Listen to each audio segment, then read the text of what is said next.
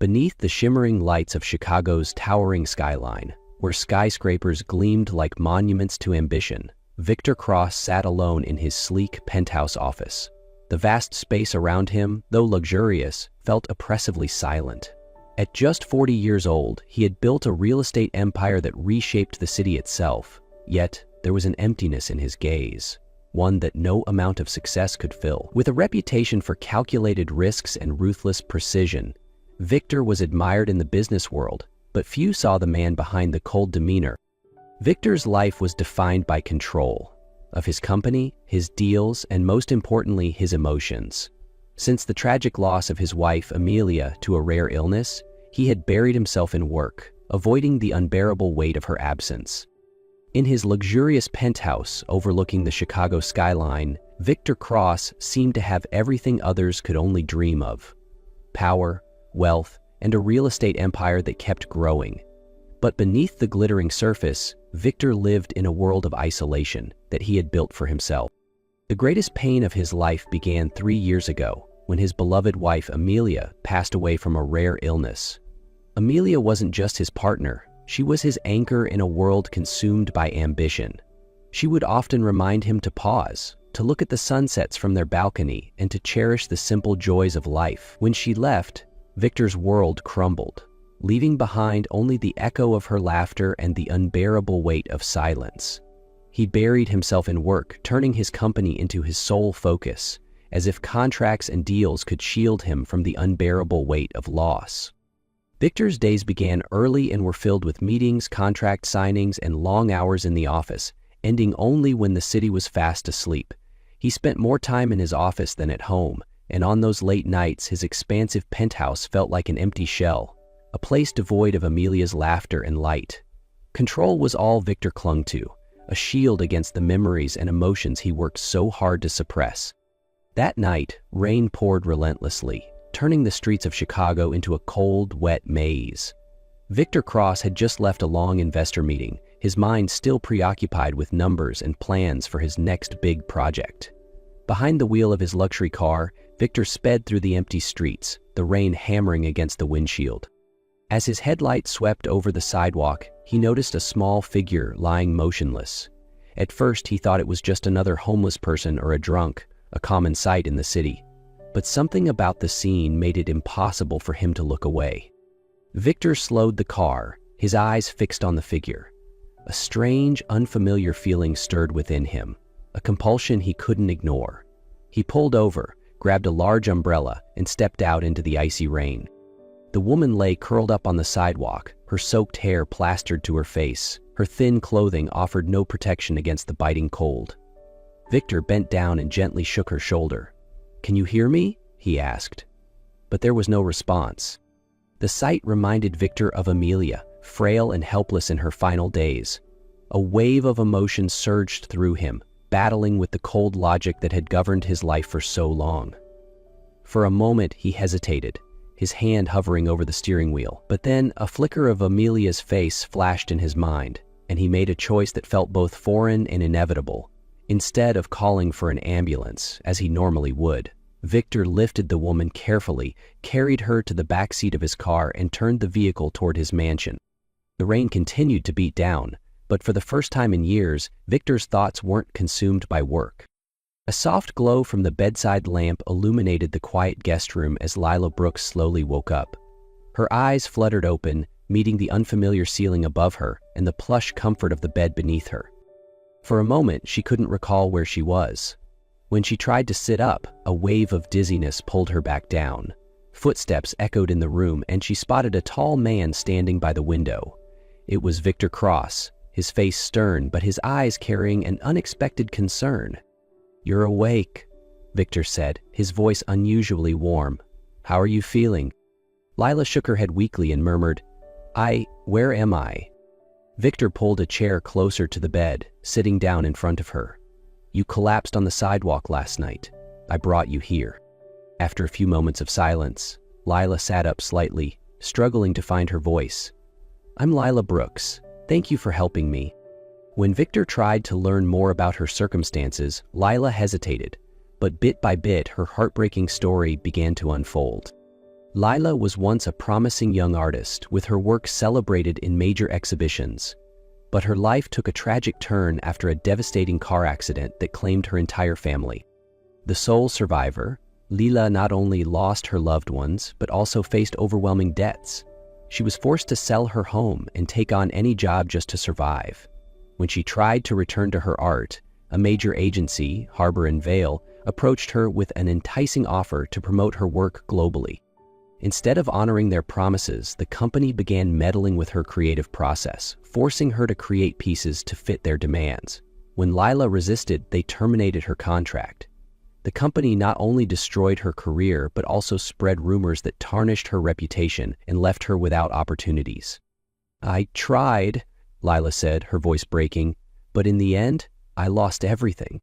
Victor listened intently, a surge of empathy rising within him. For the first time, he didn't see a stranger but a kindred spirit, a broken soul, much like himself. Lila Brooks's story lingered in Victor Cross's mind, haunting him with every detail. The image of her sitting quietly on the bed, her voice trembling as she recounted her painful past, reminded him of Amelia, the wife he couldn't save.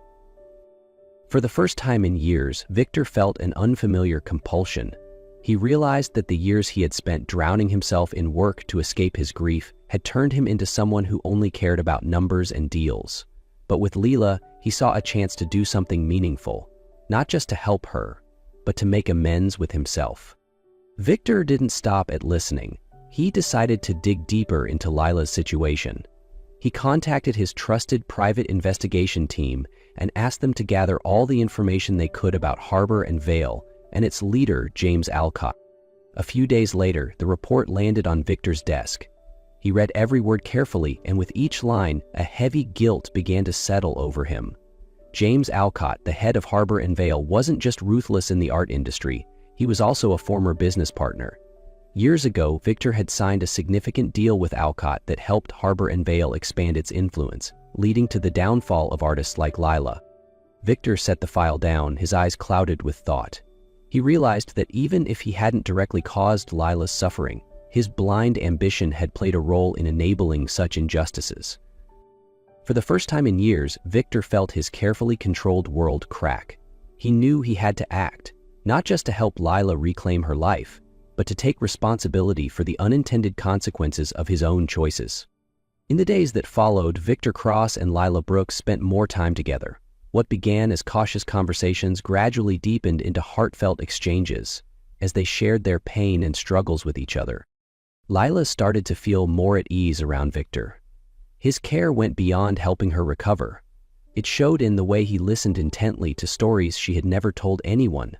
Sitting by the fireplace in his expansive mansion, Lila opened up about her heartbreaking memories of losing her family and the collapse of her career. Victor, once a man of cold calculations, began to open up as well. One evening, as Lila recounted her lowest moments, Victor unexpectedly shared his own pain. He spoke of Amelia, the wife who had been the light of his life, and how her illness had taken her away from him. "I keep wondering if I could have done more," Victor said, his eyes fixed on the dancing flames in the fireplace. Lila paused, understanding the weight of his guilt. "You did everything you could. But sometimes, life doesn't give us a choice," she replied softly.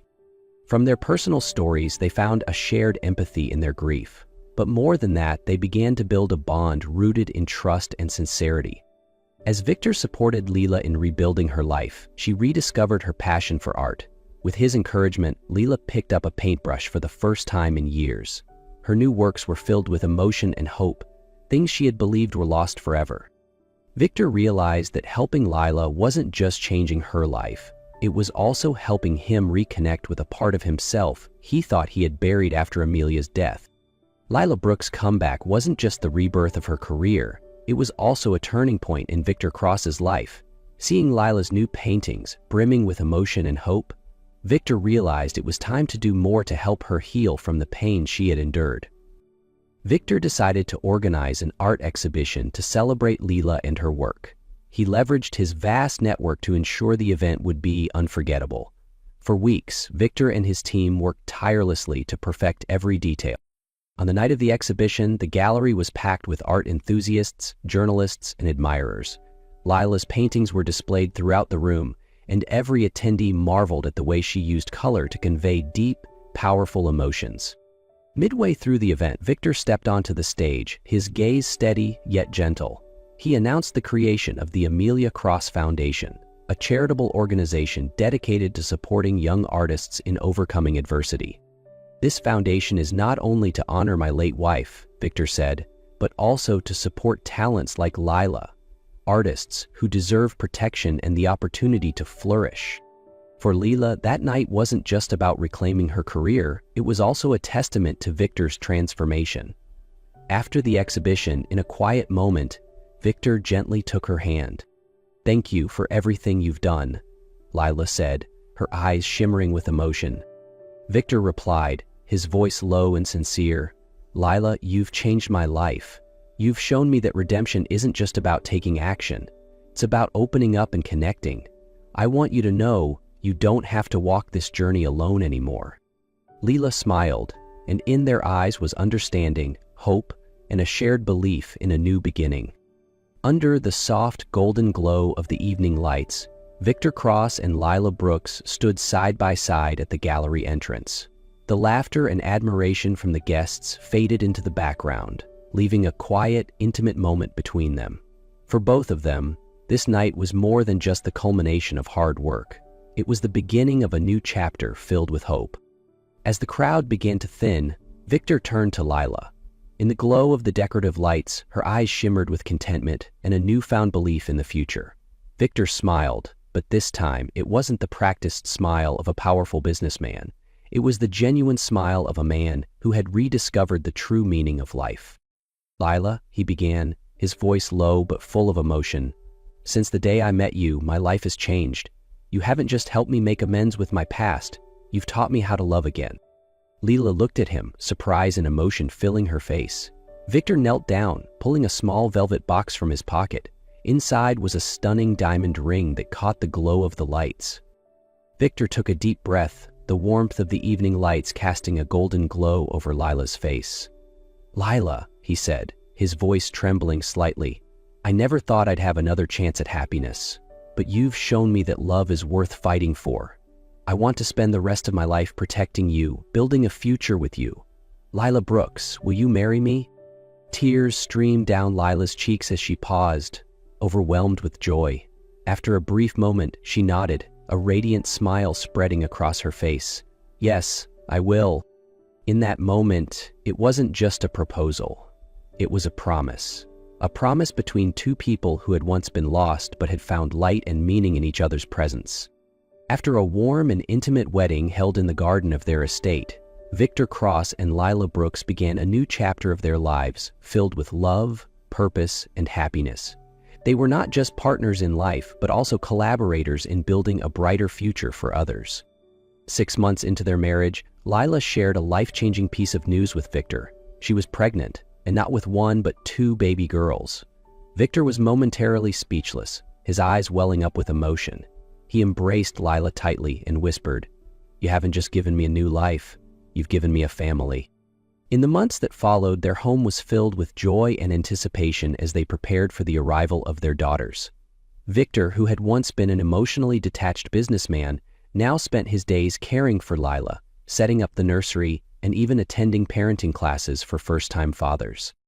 When their twin girls were born, Victor named them Amara and Sophie, honoring both his late wife and the transformative journey he had undergone.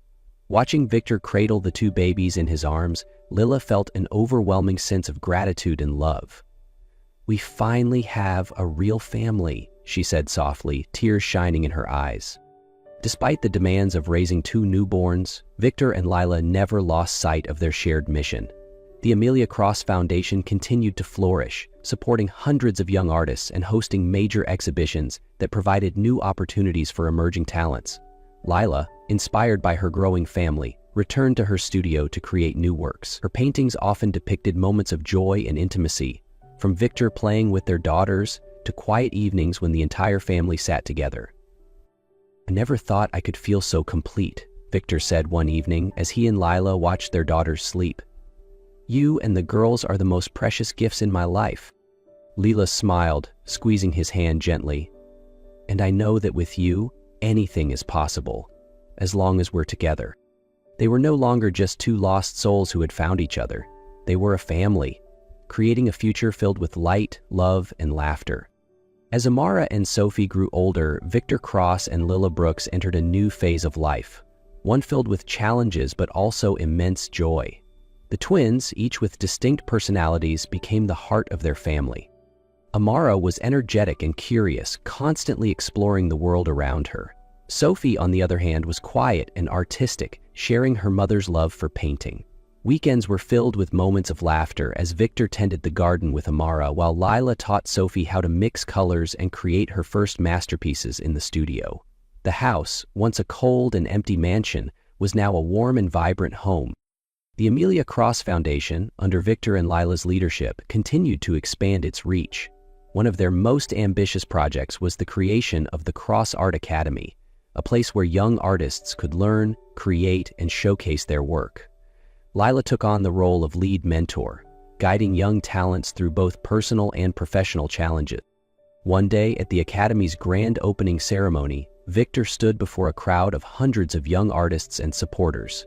In his speech, he said with heartfelt conviction, "Life has taught me that not everyone gets a second chance, but if we can offer that chance to someone else, we're not just changing their lives, we're creating a legacy worth remembering."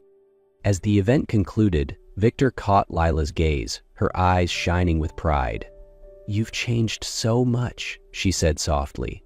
"From a man who was once so alone, you've built a world where everyone feels welcomed and valued." Victor took her hand, smiling. "And it's all because of you. You've helped me become the best version of myself." That evening, as the family sat by the fireplace, the twins fast asleep in their parents' arms, Lila asked quietly, "Victor, do you think we could do even more?" Victor looked at her, his expression resolute. "We won't stop. What we're building isn't just for today, it's for the future, for Amara, Sophie, and everyone out there who needs a chance to shine." With love, determination, and compassion, Victor and Lila built not just a happy family, but a legacy that the world would remember for generations to come.